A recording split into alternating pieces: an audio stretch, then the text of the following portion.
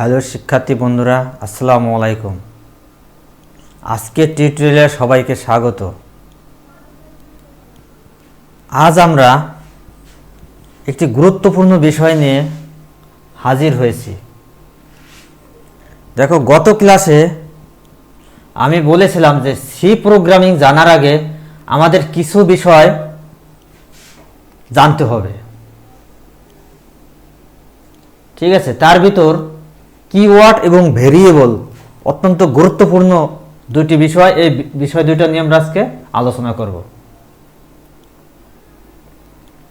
দেখো, কিওয়ার্ড কি বা কিওয়ার্ড কাকে বলে? কিওয়ার্ড সি ভাষায় ব্যবহৃত সংরক্ষিত শব্দসমূহকে কিওয়ার্ড বলে। সি প্রোগ্রামিংয়ে 32টি কিওয়ার্ড আছে। মূলত কিওয়ার্ডটা কি? যে কোনো প্রোগ্রামিং ল্যাঙ্গুয়েজে কিওয়ার্ড অত্যন্ত গুরুত্বপূর্ণ একটি বিষয়। কিওয়ার্ড দিয়ে কিছু স্পেসিফিক কাজ করা হয়। ঠিক আছে, যেরকম এখানে কিছু কিওয়ার্ড লেখা আছে, এই কিওয়ার্ডগুলো দিয়ে কিছু স্পেসিফিক কাজ করা হয়। ঠিক আছে, যেগুলো প্রত্যেকটি প্রোগ্রামিং ল্যাঙ্গুয়েজে আছে এবং খুব গুরুত্বপূর্ণ একটি বিষয়। যেমন int, float, double, char, if, else, auto, break, case, const, continue, default, do, enum, extern, for, goto, long, register, return, short, signed, sizeof, static, struct, switch, typedef, union, unsigned, void, volatile, while.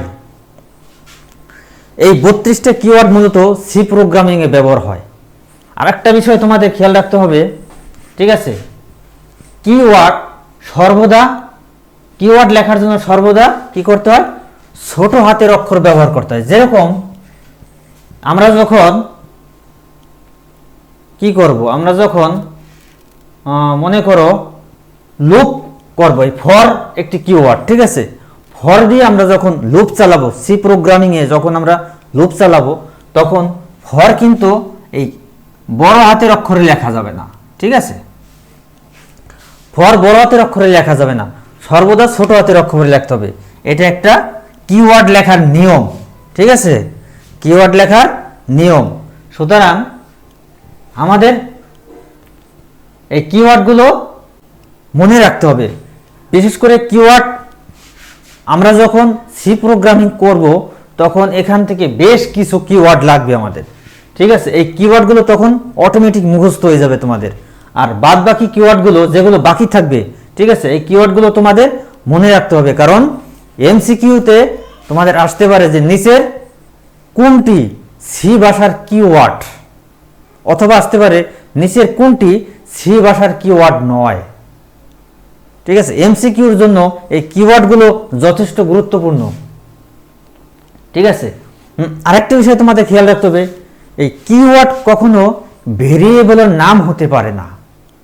আমরা এখনই variable সম্পর্কে জানবো। ঠিক আছে, কিন্তু একটা বিষয় মনে রাখবা, কিওয়ার্ড কখনো ভেরিয়েবলের নাম হতে পারে না। ঠিক আছে, সুতরাং তোমরা এই কিওয়ার্ডগুলো যখন আমরা প্রোগ্রামিং করব, সি প্রোগ্রামিং, তখন এর ভিতরে যথেষ্ট কিছু কিওয়ার্ড তোমাদের অটোমেটিক মুখস্থ হয়ে যাবে, আর বাকিগুলো তোমাদের মনে রাখতে হবে এমসিকিউর জন্য। চলো আমরা এবার দেখে আসি যে ভেরিয়েবল কি। তাহলে ভেরিয়েবল হলো ইংরেজি শব্দ,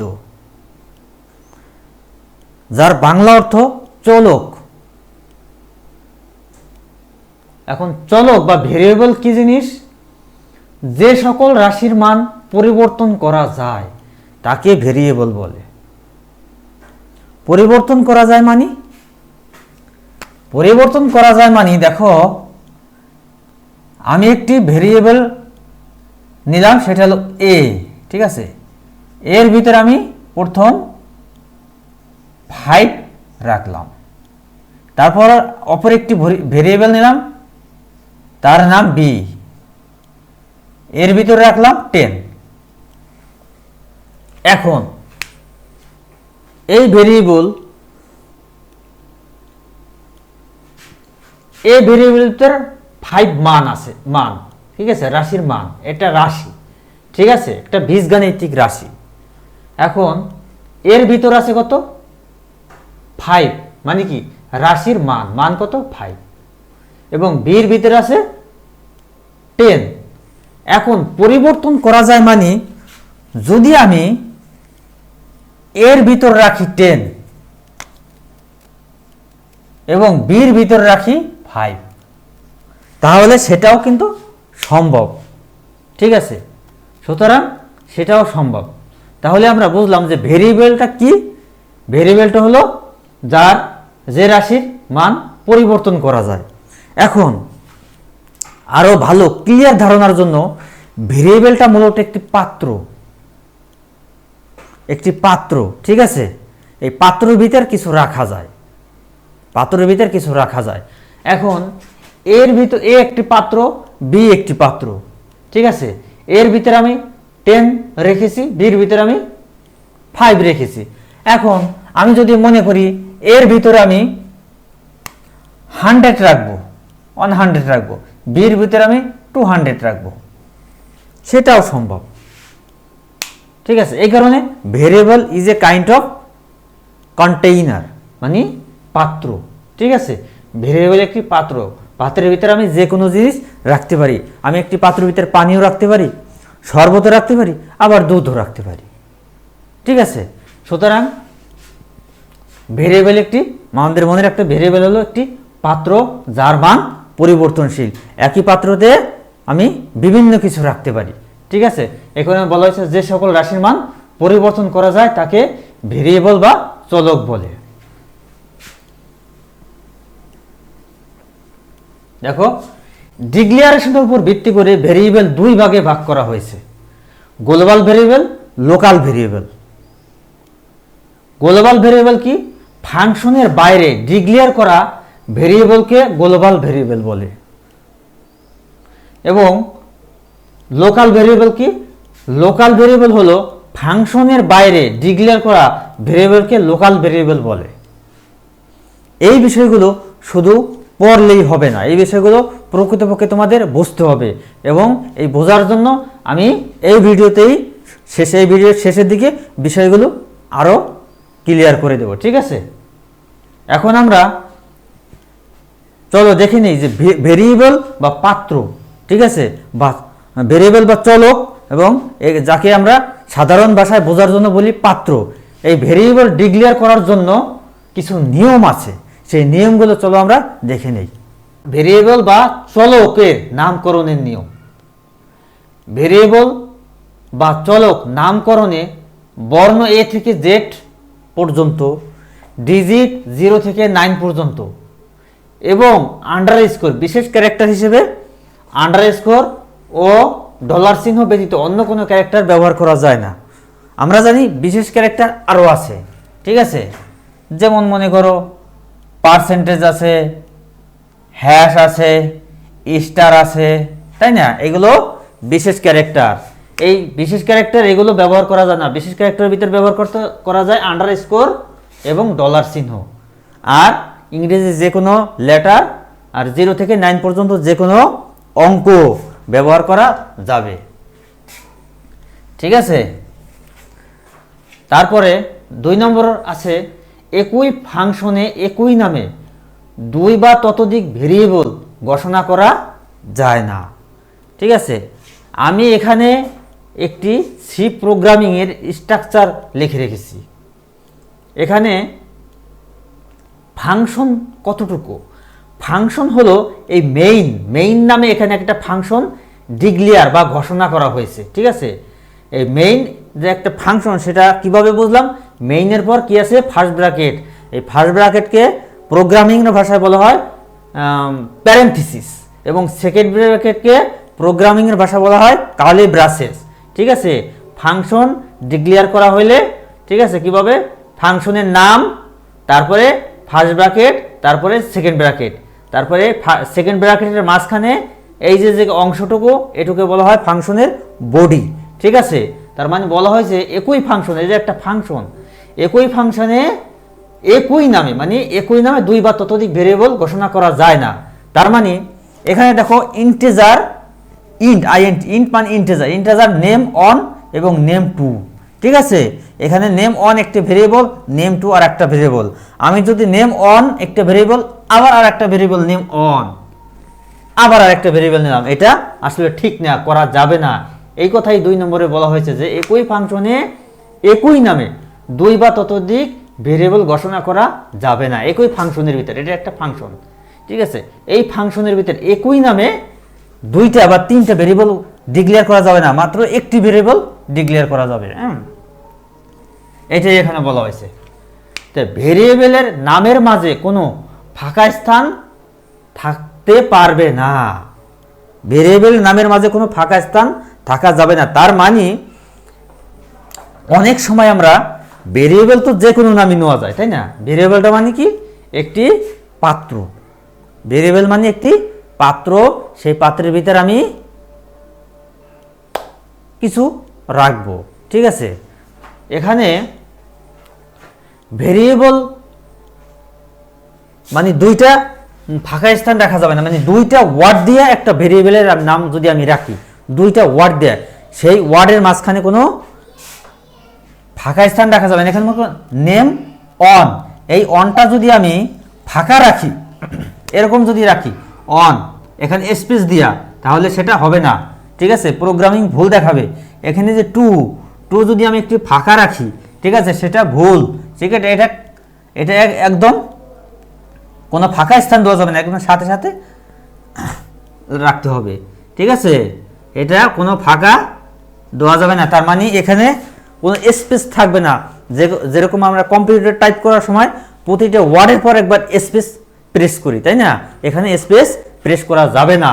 এটাই এখানে 3 নম্বরে বলা হয়েছে যে ভেরিয়েবলের নামের মাঝে কোনো ফাঁকা স্থান রাখা যাবে না। যেমন মনে করি আমি যদি লিখি সুমন ইসলাম, সুমন ইসলাম, ইসলাম, ঠিক আছে, সুমন ইসলাম, এটা ভেরিয়েবল নাম এরকম নেওয়া যাবে না। ভেরিয়েবল নাম লিখতে হবে সুমন ইসলাম, ইসলাম, ঠিক আছে, ইসলাম। এটা বড় হাতের অক্ষরে নেওয়া যায়, সমস্যা নেই, ঠিক আছে। এরকম সাথে সাথে মিশিয়ে লিখতে হবে, ফাঁকা দেওয়া যাবে না, স্পেস দেওয়া যাবে না। এই কথাটি এখানে বলা হচ্ছে, ভেরিয়েবলের নামের মাঝে কোনো ফাঁকা স্থান থাকতে পারবে না। দেখো নাম্বার 4, ভেরিয়েবলের নাম কোনো ডিজিট দিয়ে শুরু হতে পারবে না, ডিজিট দিয়ে শুরু হতে পারবে না। যেরকম আমি এখানে একটা ভেরিয়েবল দিচ্ছি নেম অন, আমি যদি এখানে লিখি অন নেম, তার মানে ডিজিট সামনে দিয়েছি, ঠিক আছে, নেম, ঠিক আছে। ভেরিয়েবলের নামের বানান কোনো সমস্যা নাই, বানান ভুল হলেও সমস্যা নাই, ঠিক আছে, কারণ এটা একটা নাম, আমি একটা নাম দিয়েছি, যে কোনো নামই ভেরিয়েবল হতে পারে, ভেরিয়েবল যে কোনো নামই হতে পারে, তবে কিছু নিয়ম আছে, নিয়মগুলো অনুসরণ করতে হয়। যেমন ডিজিট সামনে দেওয়া যাবে না, ডিজিট শেষে দেওয়া যাবে, ঠিক আছে, শেষে দেওয়া যাবে। তারপরে এই ডিজিটটা শেষে দেওয়া যাবে, সমস্যা নেই। আবার এই ডিজিট এইভাবে দেওয়া যায়, ঠিক আছে, নেম আন্ডারস্কোর অন, ঠিক আছে, এই আন্ডারস্কোর দিয়েও দেওয়া যায়, সমস্যা নেই। আমরা দেখেছি যে ভেরিয়েবলের নামের সাথে বিশেষ ক্যারেক্টার হিসেবে আন্ডারস্কোর এবং ডলার সাইন ব্যবহার করা যায়, অন্য কোনো ক্যারেক্টার ব্যবহার করা যাবে না। আবার এই নেমের অনটা সামনে দেওয়া যাবে না, এই কারণে 4 নম্বর বলা হয়েছে ভেরিয়েবলের নাম কোনো ডিজিট দিয়ে শুরু হতে পারবে না, অর্থাৎ কোনো ডিজিট 0 থেকে 9 পর্যন্ত কোনো ডিজিট ব্যবহার করা যাবে না, শেষে ব্যবহার করা যাবে, মাঝখানে ব্যবহার করা যাবে, তবে প্রথমে ব্যবহার করা যাবে না। 5 নম্বরে আছে কোনো কিওয়ার্ড ফাংশনের নাম ভেরিয়েবল হিসেবে ব্যবহার করা যাবে না, ঠিক আছে। যেমন কিওয়ার্ড, আমরা কিওয়ার্ড দেখেছিলাম, ঠিক আছে, আমরা সি প্রোগ্রামিংয়ে কিওয়ার্ড দেখেছিলাম, যেরকম ফর একটি কিওয়ার্ড, কিওয়ার্ড সর্বদা ছোট হাতের অক্ষরে লিখতে হয়, ঠিক আছে। ফর একটি কিওয়ার্ড, হোয়াইল একটি কিওয়ার্ড, ইফ একটি কিওয়ার্ড, ইলস একটি কিওয়ার্ড, তারপরে ডু একটি কিওয়ার্ড। এই কিওয়ার্ডগুলো যেগুলো সি প্রোগ্রামিংয়ে সংরক্ষিত কিওয়ার্ড বা ইংলিশে বলে রিজার্ভড কিওয়ার্ড, ঠিক আছে। এই রিজার্ভড কিওয়ার্ডগুলো ভেরিয়েবল হিসেবে ব্যবহার করা যাবে না, কোনো ফাংশনের নামও ভেরিয়েবল হিসেবে ব্যবহার করা যাবে না। যেমন এখানে মেইন, MAIN, মেইন, ঠিক আছে। মেইন একটি ফাংশনের নাম, এই ফাংশনের নাম ভেরিয়েবল হিসেবে ব্যবহার করা যাবে না। ভেরিয়েবল হিসেবে ব্যবহার করলে সেই প্রোগ্রামটা এরর মেসেজ আসবে, ঠিক আছে। ভেরিয়েবলের নামকরণে 6 নম্বর, ভেরিয়েবল নামকরণে সর্বাধিক 31 ক্যারেক্টার ব্যবহার করা শ্রেয়। যদিও আমরা এত ক্যারেক্টার ব্যবহার করি না, ঠিক আছে। আমরা অনেক সময় একটা ক্যারেক্টার ব্যবহার করি, যেমন এ একটি ভেরিয়েবল, বি একটি ভেরিয়েবল, ঠিক আছে। তা যেহেতু এটা একটা ভেরিয়েবল, একে বলে দিতে হবে যে এটা কি টাইপের ভেরিয়েবল। সামনে বলতে হবে INT, ইন্ট, ঠিক আছে, INT, ইন্ট। আমরা এখানে বেশি ইন্ট কিওয়ার্ডই বেশি ব্যবহার করলো ভেরিয়েবল ডিক্লেয়ারের ক্ষেত্রে, কারণ এটা নিয়েই তোমাদের বইতে বেশি ব্যবহার করা হয়েছে। আবার CHAR, কার দিয়ে আমি যদি এ দেই, তারপরে আমি বুঝতে পারলাম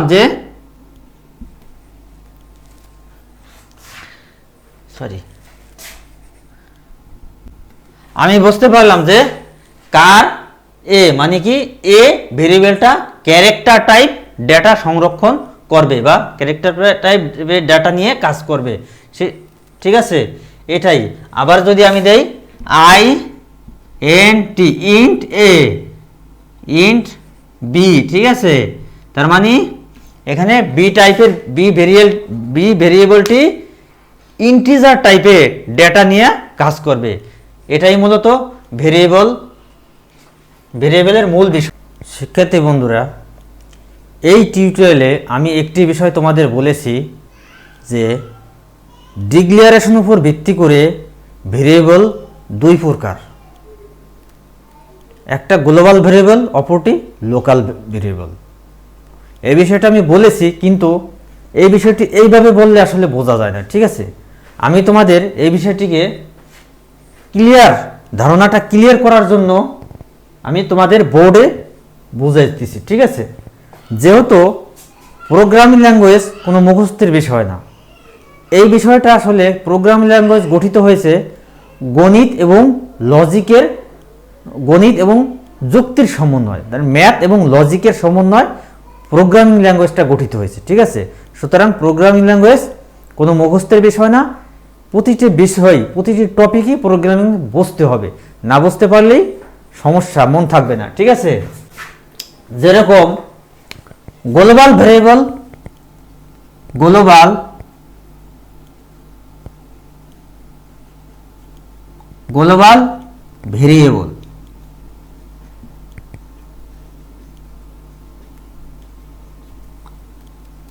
এবং লোকাল ভেরিয়েবল,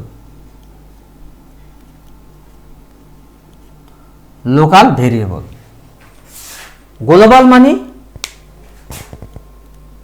সব জায়গায়, আর লোকাল মানে স্থানীয়, ঠিক আছে। এখন এখানে আমি একটি সি প্রোগ্রামিং এর স্ট্রাকচার লিখে রেখেছি, ঠিক আছে। এই স্ট্রাকচারের ভিতরে মূলত মেইন নামে একটা ফাংশন আছে, ঠিক আছে। মেইন নামে একটা ফাংশন আছে, সেটা আমি কিভাবে বুঝতে হবে, মেইন লেখাটার পর একটা ফার্স্ট ব্র্যাকেট আছে, যেটাকে প্রোগ্রামিং এর ভাষায় প্যারেনথেসিস বলা হয়। তারপরে একটা সেকেন্ড ব্র্যাকেট আছে, যেটাকে প্রোগ্রামিং এর ভাষায় কার্লি ব্রেসেস বলা হয়। এখন এই সেকেন্ড ব্র্যাকেটের ভিতর আমাদের যে এই অংশটুকু, এটা হলো ফাংশনের বডি। এই বডির ভিতরে মূলত ফাংশনের সবকিছু লিখতে হয়, ঠিক আছে। এখন একটা ভেরিয়েবল আমি এখানে ডিক্লেয়ার করেছে ইন্ট নেম অন। ইন্ট মানে ইন্টিজার টাইপের ভেরিয়েবল, নেম অন হলো ইন্টিজার টাইপের ভেরিয়েবল। তার মানে এই নেম অনের ভিতর যে ডেটাগুলো থাকবে ওই ডেটাগুলো হবে ইন্টিজার। নেম টুও ইন্টিজার টাইপের ভেরিয়েবল, কারণ আমি এখানে ইন্ট নামক কিওয়ার্ড দিয়ে বলেছি যে নেম টুও ইন্টিজার টাইপের ভেরিয়েবল। এখন যেহেতু এই ভেরিয়েবল দুটি ফাংশনের ভিতরে আছে, বডির ভিতরে আছে, সুতরাং এই এই ভেরিয়েবল দুটি লোকাল ভেরিয়েবল, কারণ এই ভেরিয়েবল দুটি এই ফাংশনের ভিতরেই কাজ করবে, এই বাইরে কাজ করবে না। যেরকম আমি যদি এখানে আমি আবার নেম